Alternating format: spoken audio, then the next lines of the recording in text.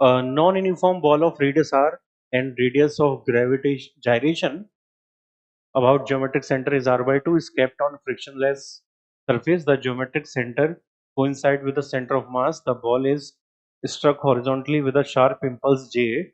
The point of application of impulse is at height h above the surface. Then the ball will slip on surface for all cases. नहीं, सारे cases में slip नहीं करेगी.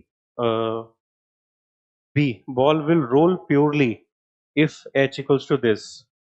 ये देखना पड़ेगा. Ball will roll h equals. There will be no rotation if h equals to r. ये सही है.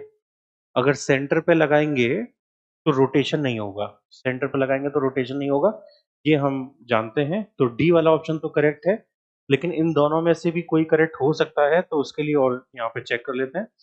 तो ये कंडीशन है हमारे पास. इसमें ये ऑब्जेक्ट है non uniform ball, radius R है इसकी, ये सेंटर है, और यहाँ से एच हाइट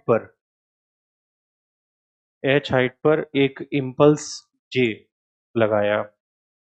तो ये एच की वैल्यू क्या होनी चाहिए प्योर रोलिंग कराने के लिए, ये हमें देखना है. तो अगर प्योर रोलिंग होगी तो सेंटर ऑफ मास के अबाउट इसका एंगुलर मोमेंटम आई ओमेगा होना चाहिए, वो लिखते हैं. तो सेंटर ऑफ मास के अबाउट मोमेंटम इसका हो जाएगा जे इंटू ये डिस्टेंस होगी h माइनस आर, क्योंकि ये रेडियस इसकी r. तो h minus R equals to I omega.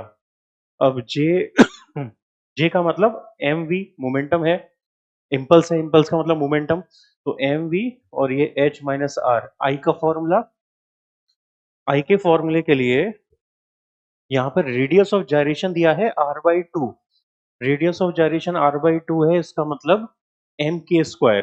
तो m r बाई 2 का होल स्क्वायर, यानी m r स्क्वायर बाई 4, और ओमेगा को हम लिख सकते हैं v अपॉन r. तो r से स्क्वायर कैंसिल आउट, v से v कैंसिल आउट, ये आ गया m से m कैंसिल आउट. तो h minus R equals to हो गया r बाई 4, यानी h इक्वल्स टू हो गया r प्लस r बाई 4, यानी 5 बाई 4 r. तो h की वैल्यू अगर 5 बाई 4 r है, तब यहाँ पे प्योर रोटेशन का केस बनेगा, प्योर रोलिंग का केस बनेगा.